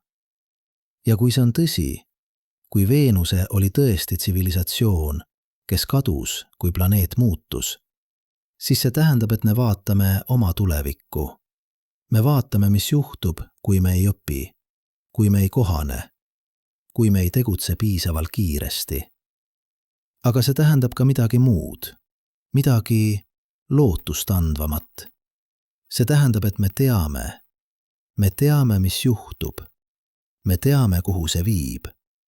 Me teame, kus on pöördepunktid. Ja see tähendab, et meil on võimalus. Võimalus, mida Veenuse tsivilisatsioonil võib-olla ei olnud. Võimalus õppida, kellegi teise vigadest. Sest mõelge sellele, kui Veenusel oli tsivilisatsioon, siis nad ei teadnud, mis juhtub. Nad olid esimesed. Nad ei olnud näinud teist planeeti, mis läbis sama transformatsiooni. Nad ei teadnud, et positiivne tagasiside tsükkel võib muutuda isemajandavaks. Nad ei teadnud, et on olemas punkt, kus tagasiteed pole. Nad õppisid seda kõike esimest korda ja kui nad õppisid, oli juba liiga hilja. Aga meil on Veenuse, meil on hoiatus, meil on näide. Me näeme täpselt, mis juhtub, kui planeet ületab pöördepunkti. Me näeme täpselt, kuhu see viib. Ja me näeme täpselt, kui täielikult see kustutab kõik tõendid sellest, mis oli enne. See on Veenuse kingitus meile. Mitte vastused, vaid hoiatus. Hoiatus, mis on kirjutatud planeedi enda pinnale. Hoiatus, mis ütleb, see võib juhtuda, see juhtus minuga. Ärge laske sellel juhtuda teiega. Aga kas me kuulame? Kas me tõesti kuulame? Sest praegu, sel hetkel, me teeme täpselt samu vigu, mida Veenuse tsivilisatsioon võis teha. Me näeme andmeid. Me näeme temperatuuri tõusmas. Me näeme jääd sulavat. Me näeme ookeanide taset tõusmas.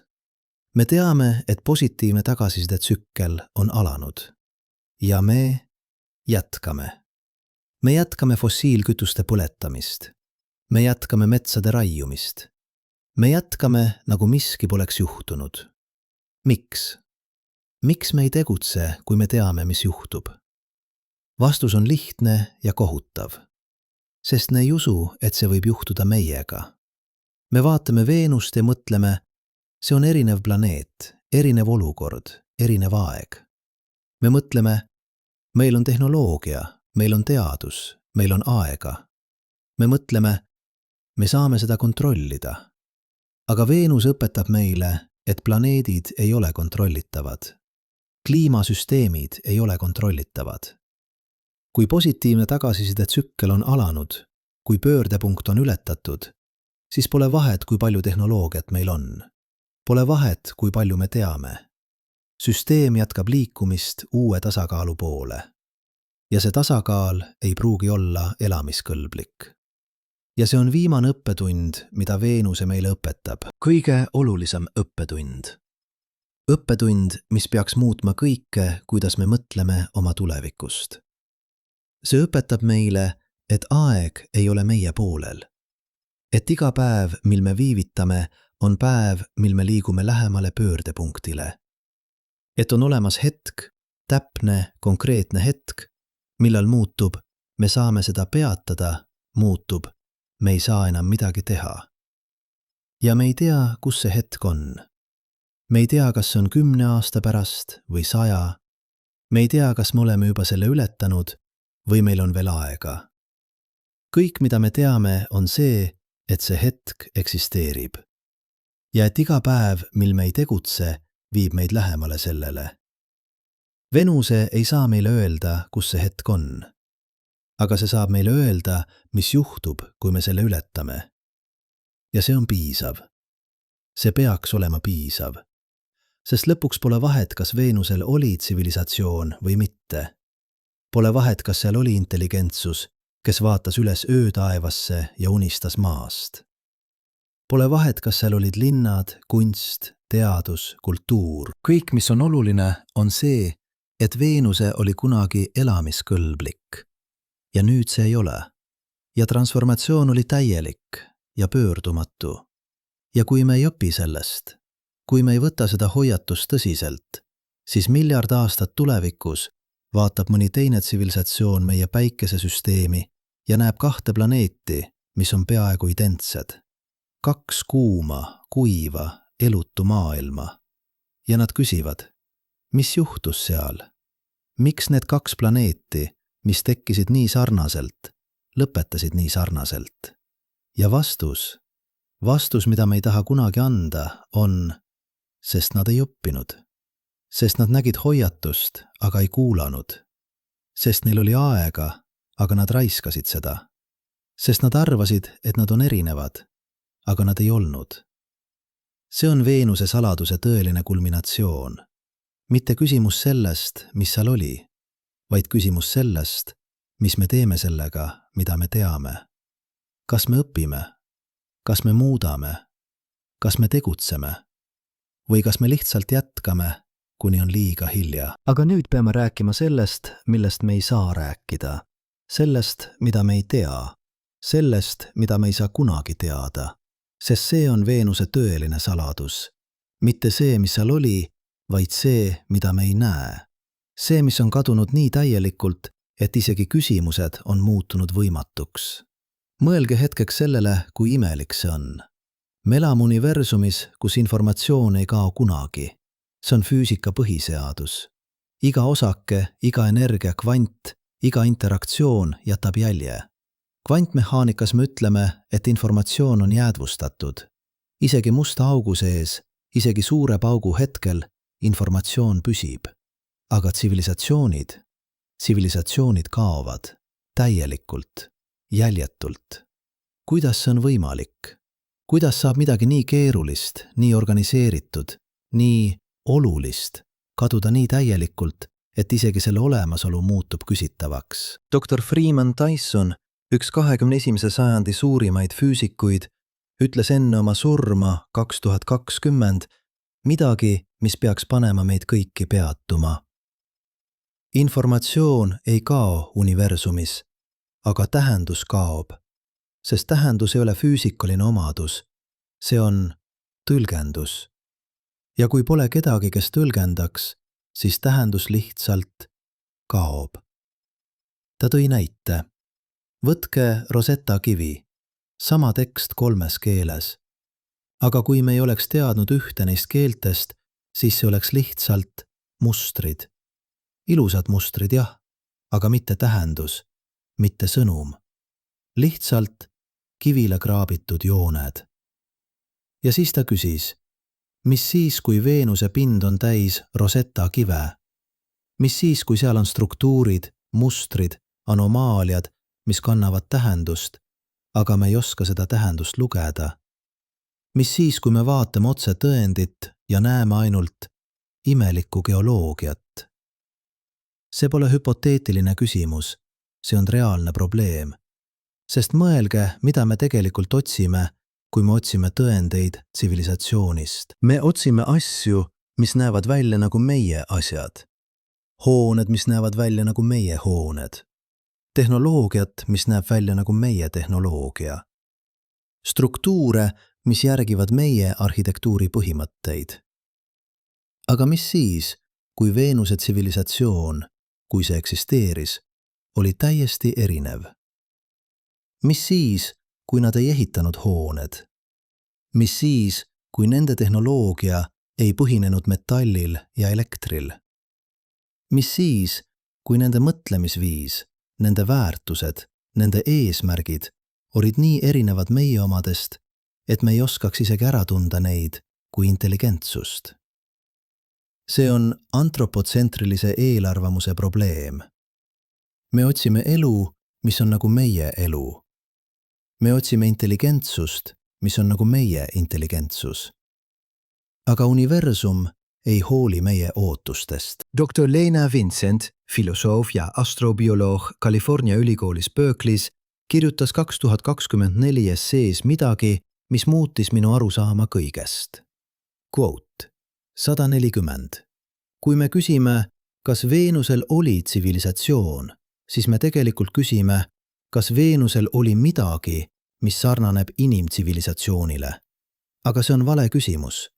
Õige küsimus on, kas Veenusel oli midagi, mis organiseeris materjat ja energiat viisil, mis ei ole seletatav ainult füüsika ja keemia seadustega.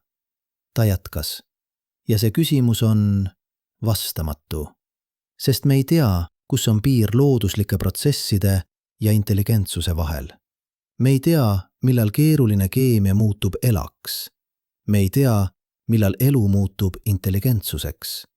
Me ei tea, millal intelligentsus muutub tsivilisatsiooniks. Kõik need piirid on hägused, suvalised. inimlikud konstruktsioonid. Quote, /143, ja see toob meid tagasi fosfiini juurde. Tagasi selle gaasi juurde, mis ei peaks seal olema. Sest mõelge, mida fosfiin tegelikult tähendab. See ei ole tõend elu kohta. See on anomaalia. Midagi, mis ei sobi. Midagi, mis nõuab seletust. Ja me oleme pakkunud seletusi. Vulkaanid, välgud, keemilised reaktsioonid. Aga mitte üks neist ei ole täiuslik. Mitte üks neist ei seleta kõiki andmeid. Ja nii me jääme küsimusega. Kas see on elu? Või kas see on lihtsalt keemia, mida me ei mõista? Aga võib-olla see on vale küsimus. Võib-olla õige küsimus on, kas on vahet. Sest mõelge sellele, kui Veenuse pilvedest on bakterid, kes toodavad fosfiini, siis need bakterid on nii erinevad maa bakteritest, et me peame leiutama uue definitsiooni elule. Nad elavad keskkonnas, kus temperatuur kõigub 0 kraadist 60 kraadini, kus õhk on peaaegu puhas väävelhape, kus pole vett vedelikus vormis, kus pole stabiilset pinda. Nad hõljuvad. Nad toituvad keemilistest reaktsioonidest, mida me ei mõista. Nad paljunevad viisil, mida me ei oska ette kujutada. Kas see on elu? Või kas see on midagi muud? Midagi, millel pole veel nime. Ja kui me ei oska vastata sellele küsimusele bakterite kohta, siis kuidas me saame vastata sellele küsimusele tsivilisatsiooni kohta? Dr. Philip Koff, panpsühhismi filosoof Durham ülikoolis, pakkus välja 2023 idee, mis kõlab esialgu hullumeelselt, aga muutub järjest mõistlikumaks. Võib-olla intelligentsus ei ole binaarne. Võib-olla see ei ole on või ei ole. Võib-olla see on spekter. Ja võib-olla see spekter ulatub palju kaugemale, kui me arvame. Alates kvantprotsessidest, läbi keemiliste reaktsioonide, läbi bakterite, läbi loomade, läbi inimeste, kuni milleni. Me ei tea, kus see spekter lõpeb. Või kas see üldse lõpeb. Ta jätkas. Ja kui intelligentsus on spekter, siis küsimus, kas Veenusel oli tsivilisatsioon, muutub küsimuseks, kus Veenuse asus sellel spektril. Ja see on küsimus, millele me ei saa vastata, sest me ei tea isegi, kus meie ise asume sellel spektril. See on alandav mõte. Alandav, aga ka vabastav. Sest see tähendab, et me ei pea teadma. Me ei pea olema kindlad. Me võime lihtsalt imestada. Ja imetle on see, mida Veenuse meilt nõuab. Mitte vastuseid, vaid imestust. Imestus selle üle, kui palju me ei tea. Imestus selle üle, kui keeruline universum on. Imestus selle üle, kui väike on meie koht selles kõiges. Aga see imetle kannab endas ka vastutust. Sest kui me ei tea, kas Veenusel oli tsivilisatsioon, kui me ei saa kunagi teada, siis see tähendab, et me peame eeldama, et see oli võimalik. Me peame eeldama, et intelligentne elu võib tekkida, võib õitseda ja võib kaduda. Täielikult, jäljetult. Ja kui see on võimalik seal, siis see on võimalik ka siin. See on Veenuse filosoofiline õppetund. Mitte hoiatus, mitte ennustus, vaid peegeldus. Peegeldus meie enda haprusest, meie enda ajutisusest, meie enda tähenduse kaduvusest. Sest mõelge sellele, kõik, mida me oleme, kõik meie mõtted, meie tunded, meie loomingud, meie avastused, kõik see eksisteerib ainult seetõttu, et on keegi, kes seda tõlgendab.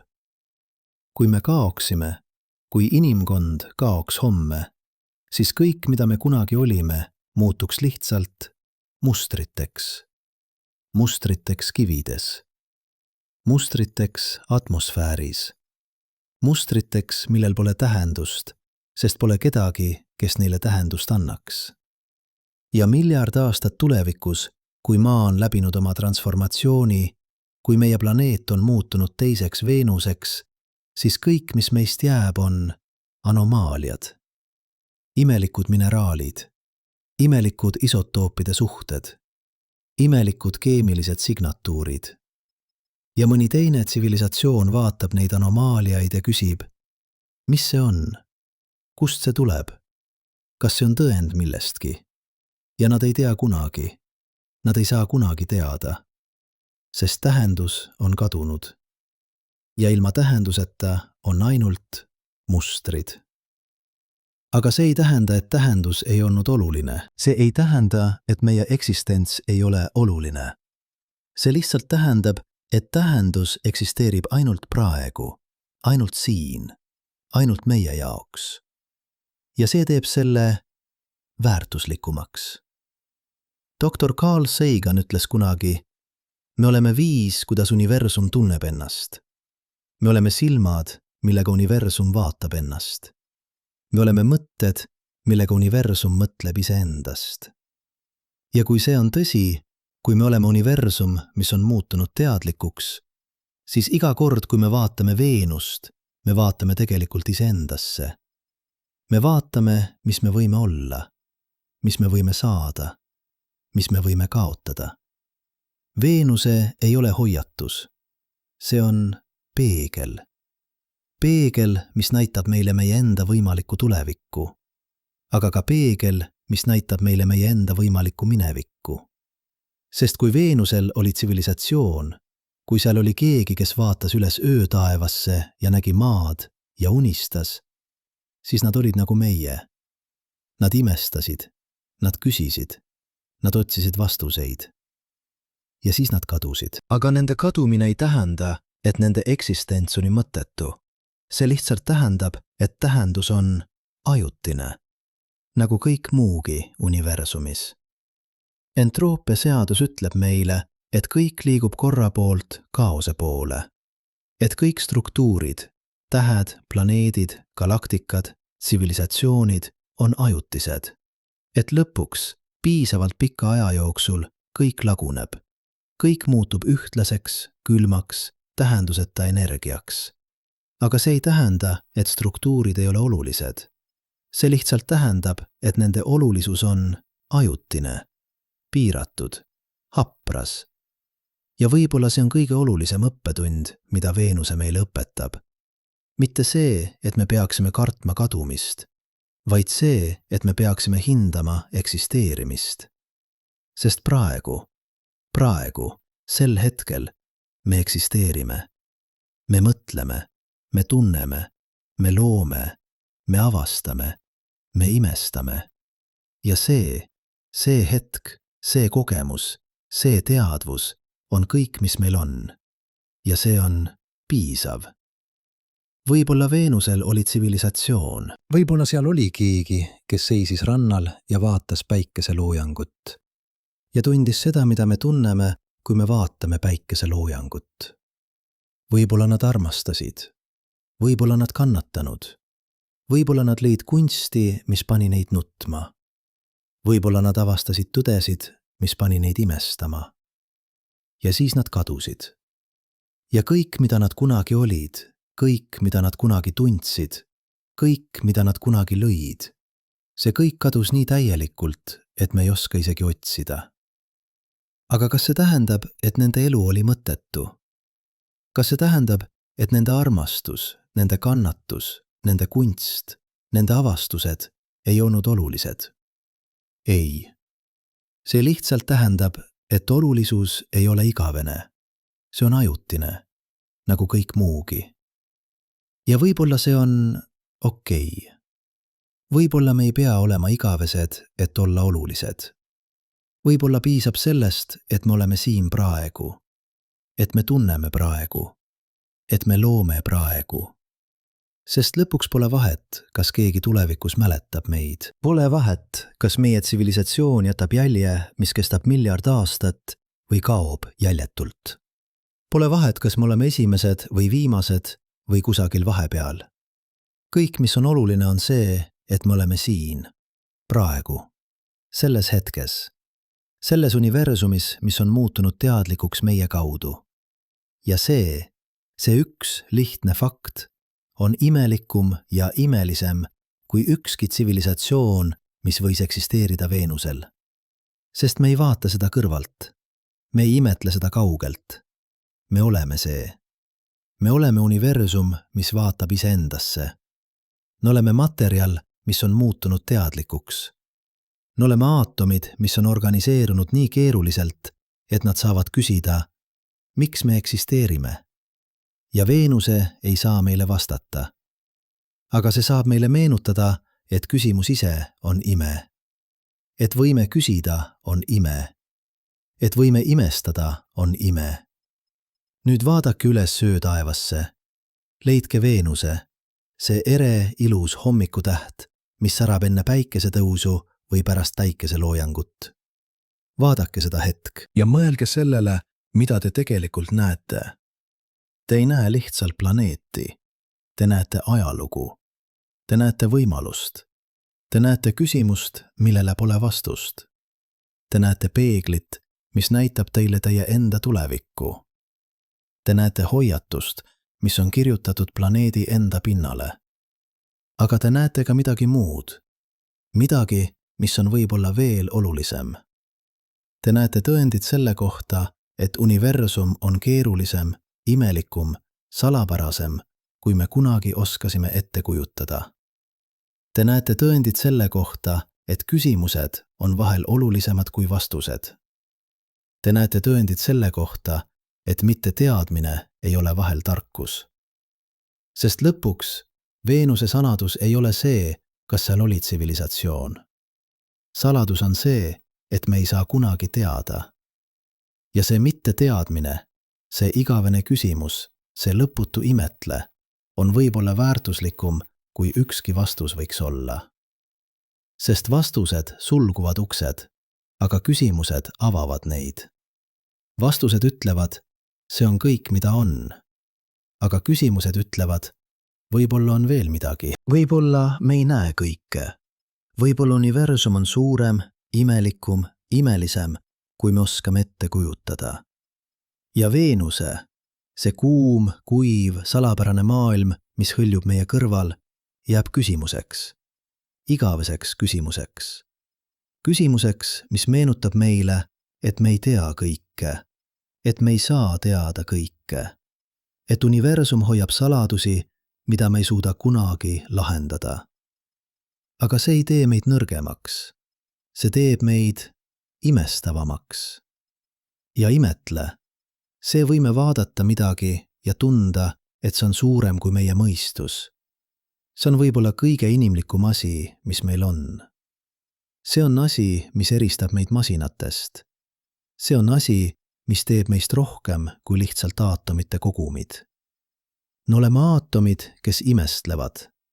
Me oleme universum, kes küsib, mis ma olen. Ja Veenuse, see kadunud maailm, see võimalik hauakivi, see igavene küsimus, meenutab meile, et see küsimus on kõige olulisem asi, mida me saame küsida. Mitte seetõttu, et sellel on vastus, vaid seetõttu, et sellel ei ole vastust. Ja see on piisav. Aga enne kui me läheme, enne kui me pöördume tagasi oma igapäevaste muredesse, oma väikeste probleemide, oma lühikeste elude juurde, peame meenutama veel ühte asja.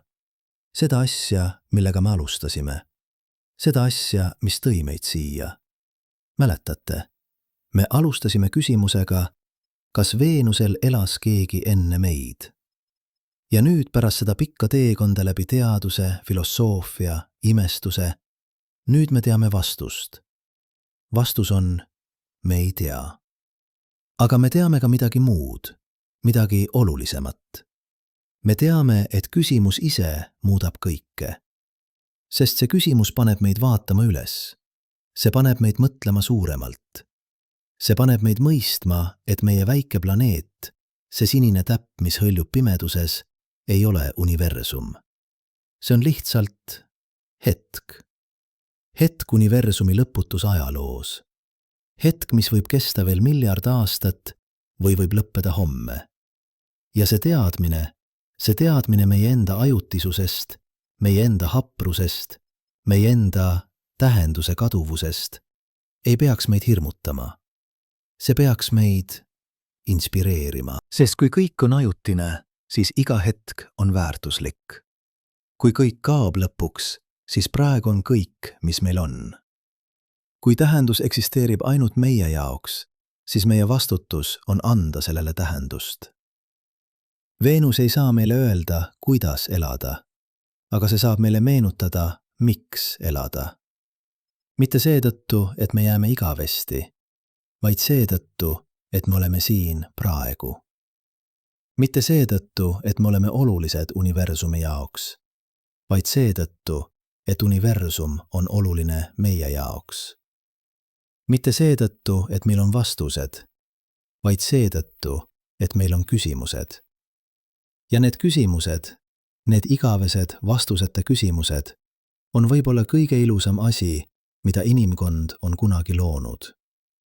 Mitte tehnoloogia, mitte kunst, mitte teadus, vaid võime vaadata üles öötaevasse ja küsida, kas seal on keegi?